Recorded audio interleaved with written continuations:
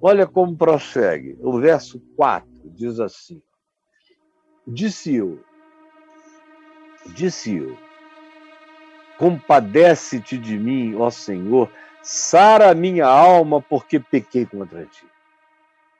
Aí esse indivíduo que faz o bem, ele todavia tem o poder de pecar, não é porque ele faz o bem para muita gente, seja lá para quantas sejam, qual é o montante dessa bem-aventurança, desse socorro praticado aqui, não importa. O mesmo indivíduo que faz o bem é capaz de praticar o mal. O mesmo Davi, dos muitos feitos celebrados e bons e positivos, conforme a interpretação da época, porque se fosse nos nossos dias, a vida de Davi toda seria um grande escândalo, começando até pela vitória sobre Golias. Só seres muito primitivos, contemporaneamente, iriam achar a vida de Davi apenas a vida de um valente. Muita coisa que ele praticou, contada no passado, é lindo. Feita no presente, é horripilante. Como esse negócio de sair cortando prepúcios de filisteus, chegando com aquele monte de pinto rodando no acampamento do rei dos filisteus, lá em Gate ou em Gaza, para dizer, olha só, isso aqui é prepúcio de judeu, de israelita. É porque eu estou indo matar os meus irmãos, porque agora eu trabalho para os filisteus. Mesmo não sendo prepúcio de pinto de israelita, sendo de filisteu, do ponto de vista humano, hoje, para nós, com a evolução da consciência na civilização, é ridiculamente horripilante. Mas naquele tempo, para as leituras dos israelitas, dos hebreus, era uma coisa linda. Posteriormente, esse cara é da gente. Porque havia quase uma permissão para odiar o inimigo mesmo. Havia uma permissão tácita para o ódio, desde que o outro fosse meu antagonista. Aí, de repente, esse homem que praticava o bem na direção do seu povo, quando ele via o necessitado, ele socorria, amanhece num certo dia com certeza absoluta de ter pecado contra Deus. E a gente não é informado de que pecado seja esse, mas para ele era o bastante que essa convicção existisse. Então, ele acorda nesse dia, sabe lá o que ele fez? Se foi algo que ele fez ou se foi apenas um sentimento horroroso. Vamos supor que, em sendo Davi histórico e ele estando ainda fugindo do rei Saul, quando tem escrito esse material, imagine só, se ele desejou ardentemente matar Saul, sonhou com o ódio que ele estava matando, aquele cara que o odiava tanto, tão injusto, iníquo e perverso contra ele. E ele sabia que aquilo não agradava a Deus, ele tenha sentido o coração dele palpitar com aquela convicção de pecado, tenha sido nesse nível, por exemplo, da subjetividade, ou tenha sido por alguma coisa objetiva que ele tenha feito, em relação à qual ele tenha ficado convencido totalmente do seu pecado diante de Deus e da vida. Aí ele diz isso. Ele sabe que ele se colocou num lugar de vulnerabilidade. Vulnerabilidade. A misericórdia de Deus o acudiria, mas ele se fragilizou e abriu flancos para a entrada penetrante dos seus inimigos dentro da sua própria realidade de fragilidade mais íntima, Deus é comigo, mas os meus inimigos me odeiam. E não é porque eu faça o bem que eles vão me retribuir qualquer bondade. Justamente porque eu também faço o bem é que eles me odeiam mais ainda. Querem tirar da terra um cara como eu. Senhor Deus, tem compaixão. Por favor, eu estou falando. E esse disse eu é uma prova de que esse salmo foi escrito depois da ocorrência. Ele está narrando emoções, sentimentos, confissões, orações. Por isso está dito, disse eu. Ó Deus, compadece-te de mim, sara a minha alma, porque pequei contra ti. E ele tinha convicção absoluta de que os pecados da vida adoeciam a mente, a alma, a psique, o interior. Ele é um homem primitivo, mas em relação a sentimentos, emoções, ele tinha uma sensibilidade extra-humana em muitos aspectos. Ele não dá importância para a matança que aconteça no enfrentamento justo de guerra.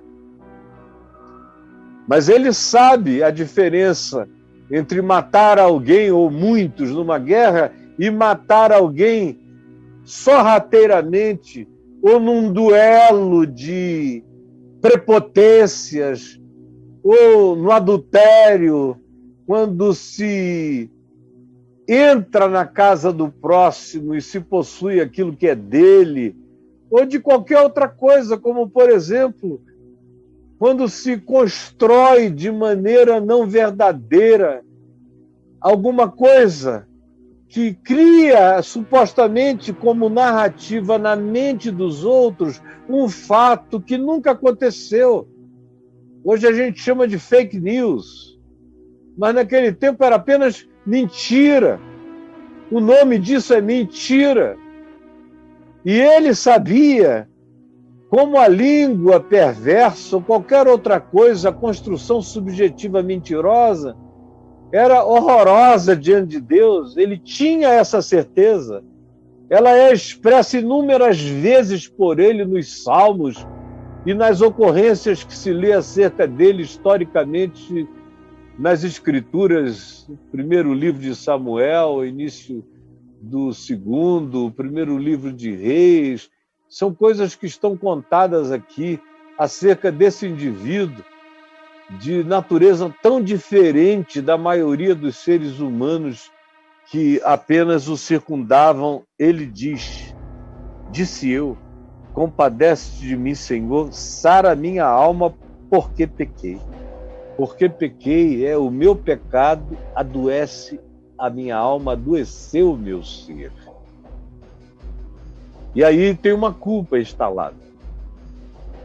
O homem bom, cheio de boas obras, que acode o necessitado, que carrega a promessa de Deus na sua vida, de que o Senhor o protege, lhe preserva a vida, faz dele um ser feliz, não o entrega à descrição dos seus inimigos, o Senhor o assiste no leito de enfermidade e lhe afofa a cama. Aí ele comete isso, que a gente não sabe exatamente o que seja. Mas é forte, é devastador para ele. E ele diz, meu Deus, eu estou... É como um guerreiro no meio do campo de batalha que perde a couraça, que perde a bota, que perde a espada, que perde o escudo, que perde o capacete, que perde a proteção, que perde todos os equipamentos, fica nu no campo de batalha. É assim que ele se percebe do ponto de vista espiritual, em relação ao que ele abriu de oportunidade para que o mal, subrepticiamente plantado no coração dos outros contra ele, se levantasse agora de maneira descarada, porque ele deu ocasião. Ele deu ocasião. Eu conheço esse sentimento, não apenas fazendo exegese desse salmo. Eu conheço isto porque eu já vivi profundamente a realidade descrita por este salmo. Aí o verso 5 diz que mesmo que os inimigos não tenham sabido o que ele tenha feito, que mesmo que o que ele fez tenha ficado apenas entre ele e Deus, na subjetividade, mas se instalou uma subjetividade de culpa, culpa, culpa. Eu pequei, socorre a minha alma, compadece-te de mim, derrama graça sobre mim, me olha com compaixão, com favores imerecidos, porque eu não mereço. Eu pequei. E a minha alma está fragilizada, ferida, adoecida. Pela minha culpa, me sara.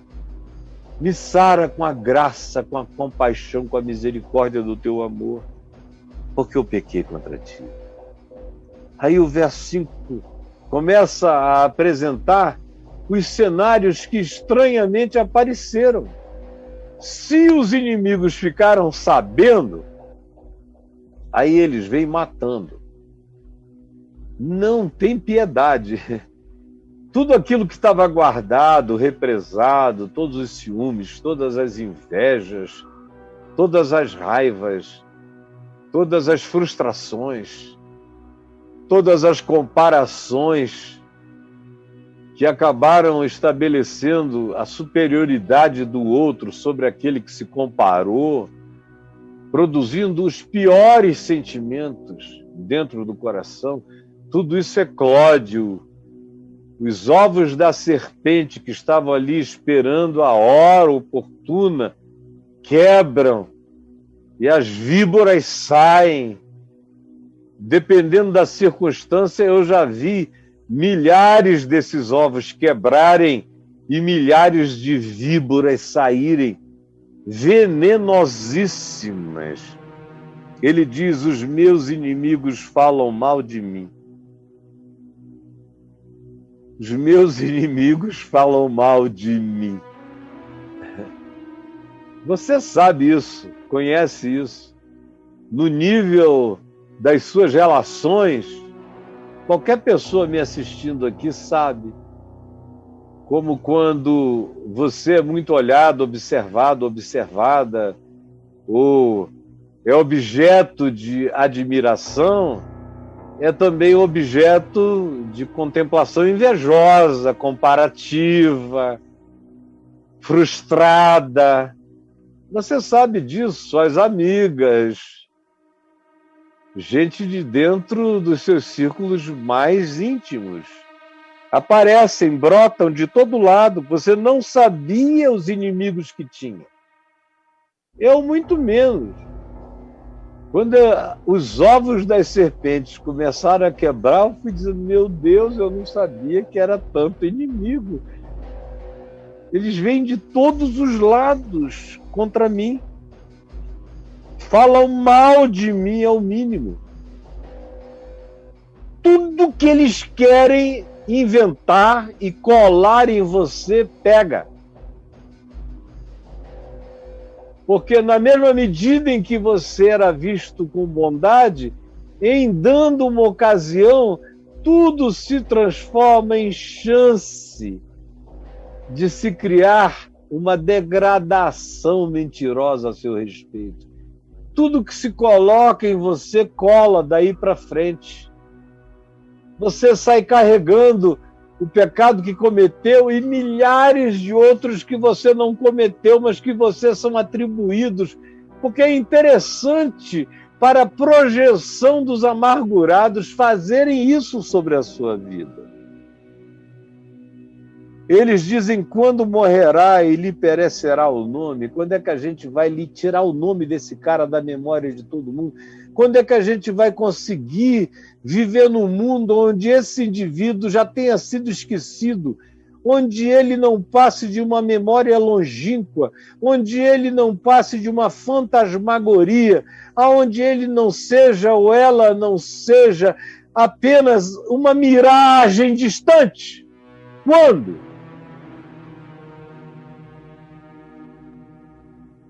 E aí ele diz no verso 6, se algum deles me vem visitar, porque supostamente eles não são inimigos declarados, eles são amigos. Amigos que vêm te visitar para ver como é que você está.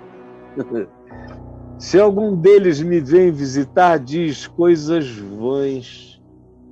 Parece aqueles amigos de Jó. Só coisas vãs. Só idiotice. Só juízos. Eles vêm carregados dessa piedade perversa. Eles são cheios dessa fraternidade maligna. São as amizades frustradas e carregadas agora de conselhos de sabedoria vencida contra a tua alma. Como diz aqui, dizem coisas vãs para mim, amontoando no coração malícias, e quando eles vão embora, é acerca do que me disseram, de como me encontraram, que eles falam. Falam. E eu sei que eu virei só um pretexto. A visita deles é apenas para eles terem pautas e pautas e pautas do que me disseram, e invenções de como eu estou mal, prestes a me acabar, como um ser humano derrotado, vencido. É disso que falam, e coisas semelhantes a essas que inventam. De mim rosnam. Aqui, o Davi histórico, arquetípico, já começa ele próprio a ser atingido pela maldade, pela malícia dos outros, e o coração dele agora já descreve, começa a descrever aqueles que chegam dissimuladamente e vão embora assim fazendo, como hienas, como bichos que rogem. De mim rosnam, já não é mais nem de mim falam. Vai crescendo no coração desse Davi o direito de ter raiva. De mim rosnam a uma todos os que me odeiam. Engendram males contra mim, dizendo, peste maligna deu nele, ou então eles dizem, caiu de cama, já não há de levantar-se. Dessa ele não escapa. Pode ser que com você não tenha sido nada tão pesado assim, mas comigo foi no mínimo assim. Quando começaram as notícias de que eu estava doente, no início do ano 2000, houve muita gente esperando que dali eu não passasse. O Caio vai somatizar isso tudo e vai morrer. Peste maligna deu nele, caiu de cama, já não há de levantar-se. Está chegando aquela hora. E aí vem uma descoberta horrorosa. Verso 9, até o meu amigo íntimo. O meu amigo íntimo, aquele em quem você de fato confia. Você diz, não, todo mundo pode se levantar contra mim, eu posso até aceitar o melhor de todos os que eu pensei que não teriam esse sentimento, mas do meu amigo íntimo, não. Nele eu confio.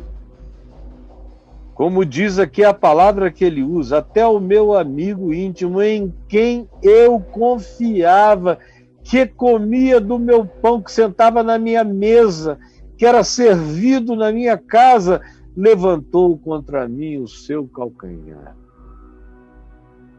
Isso é uma coisa tão séria que depois vai ser usado, esse mesmo verso vai ser citado em relação a Judas Iscariotes, mais adiante.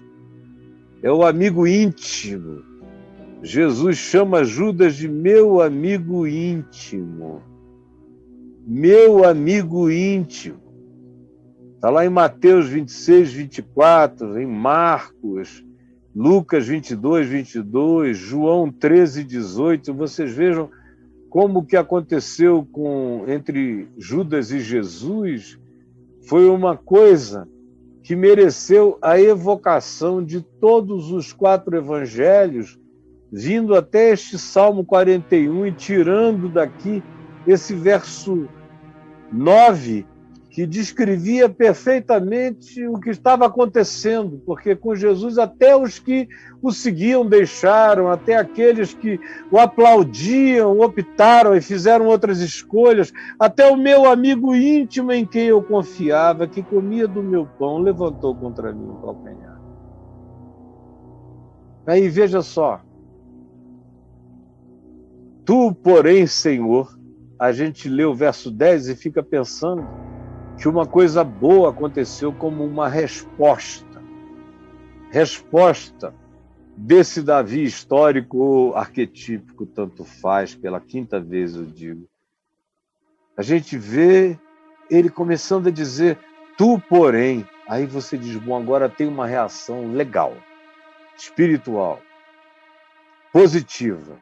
Tu, porém, Senhor, compadece-te de mim, vem, compadece de mim e levanta-me para que eu lhes pague segundo merecem. De Deus, ele quer compaixão, para que ele mesmo seja levantado e, uma vez de pé, tem o poder de esfolar esses caras. Senhor, parece Sansão, aquela oração vencida de Sansão lá em Juízes. Mais uma vez, para que eu destrua todos esses inimigos filisteus. E aquela glorificação, e mais foram aqueles que ele matou na sua morte do que todos os que ele tinha conseguido matar em vida. É um final positivo no Velho Testamento. Mas no Novo Testamento, essa oração está vencida. No Novo Testamento, não existe esse compadece de mim, ó Deus, e levanta-me, para que eu esmague, arrebente, quebre. Não existe isso. No Novo Testamento, Jesus, sendo a minha chave hermenêutica, a minha leitura é outra agora, eu não posso mais, eu não tenho mais o direito de me tornar um ente primitivo como Davi, que viveu há 3.000 anos atrás, e fazer dessa postura de Davi uma postura para mim, que não foi a postura de Jesus. Eu sou discípulo de Jesus. Eu não sou discípulo de Davi.